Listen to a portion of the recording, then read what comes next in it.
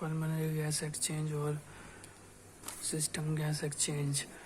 तो इसमें क्या होता है, पल्मोनरी गैस एक्सचेंज होता है जैसे हमारी जो ब्लड कैपिलर, जो हमारी पल्मोनरी कैपिलरीज है और जो एल्वुलाई है उनके बीच में गैसेस एक्सचेंज हो रही है, उसे हम कहते हैं pulmonary gas exchange. Systematic gas exchange होती है, इसे टिश्यू गैस एक्सचेंज भी कहते हैं। ये होती है हमारे गैस एक्सचेंज हमारे टिश्यू और जो हमारी क्या कहते हैं उसे, जो हमारी आर्टरीज होती है, हमारी सिस्टमैटिक आर्टरीज कहते हैं उसे, उनके बीच में होती है, तो उसे हम कहते हैं टिश्यू सिस्टमैटिक गैस एक्सचेंज। तो समझते हैं पहले डायग्राम से।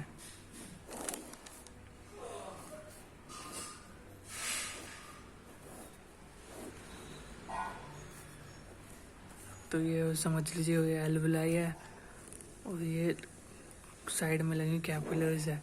अब जो एल्वुलाई में होता है ना हमारे, उसमें कितना होता है, हम partial pressure of oxygen and carbon dioxide की देख रहे हैं हम। तो जो ऑक्सीजन का होता है इसमें वो कुछ होता है 100 mmHg, और जो कार्बन डाइऑक्साइड की होती है मात्रा इसमें होती है कुछ 40 mmHg।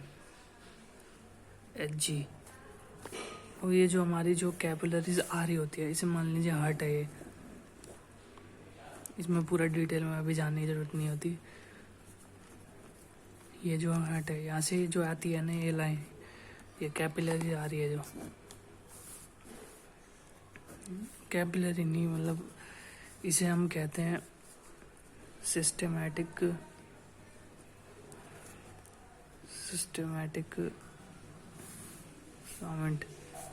पल्मोनरी आर्टरीज कहते हैं इसे, पल्मोनरी आर्टरीज कहते हैं। तो इसमें क्या होता है कि जो हमारा ऑक्सीजन की मात्रा होती है, इसमें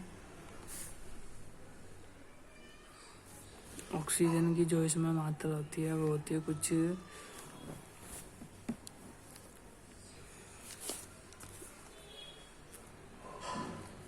40 mmHg,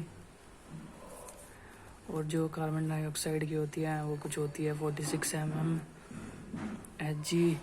अब देखो कि यहाँ पे ऑक्सीजन की 100 है mmHg और इधर है 40 mmHg। तो क्या होगा कि इसमें पैसिव डिफ्यूजन होगा। पैसिव डिफ्यूजन में क्या होगा कि जिसका ज़्यादा प्रेशर ग्रेडियंट है, हाई है, वो लोअर प्रेशर ग्रेडियंट में जाएगा। तो इसका ज़्यादा है और इसका कम है, तो ये एंटर कर जाएगा और जो हो जाएगा। तो इसकी क्या हो जाएगी, ऑक्सीजन की 100 mmHg। और इसमें देंगे कार्बन डाइऑक्साइड इसमें कितनी है, 46 है, और लेकिन इधर का है, इधर क्या है 40 है।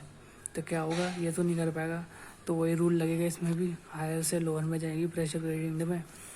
तो ऑक्सीजन तो एंटर कर जाएगा लेकिन कार्बन डाइऑक्साइड नहीं कर पाएगा, कार्बन डाइऑक्साइड नहीं एंटर कर पाएगा, बल्कि कार्बन डाइऑक्साइड बाहर निकल जाएगा एल्वुलाई से, लंग्स से और नोज, लंग्स से और बॉडी से बाहर निकल जाएगा हमारा।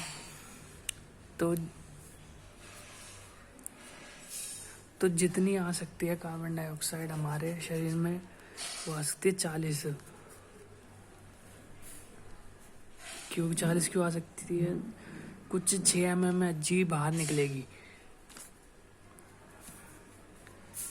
तो 40 क्योंकि 6 mmHg बाहर निकलेगी, उससे आगे क्यों नहीं निकलेगी बाहर ये कार्बन डाइऑक्साइड, क्योंकि दोनों इक्वल हो जाएगी, 40 और 40 इक्वल हो जाएगी, 40 mmHg, और ये दो जा रही है।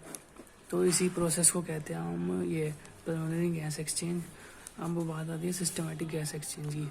तो ये अब ये दोनों आ रही है, उससे पहले हार्ट से होके जाती है, यहाँ से ऐसे कुछ आती है, फिर यूं करके ऐसे करके जाती है। तो इस पार्ट को हम कुछ ऐसे नाम देते हैं, इसे हम कहते हैं लेफ्ट एट्रियम, और इसे कहते हैं हम लेफ्ट वेंट्रिकल। Left ventricle. तो क्या हो गया, ये जा रही है तो इसे इस वाली नली को कहेंगे हम पल्मोनरी वेन्स। तो यूं ही जाके यूं आएगी, तो यहाँ से जो आ रही है इसे हम कहेंगे सिस्टमेटिक आर्टरीज।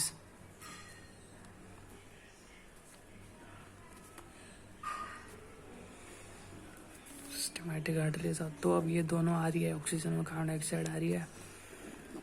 अब जो हमारे टिश्यू में होता है ना, टिश्यू में कुछ ऐसा होता है कि इसी के जैसे ही रूल लगेगा इधर भी, ये दोनों आ रही है।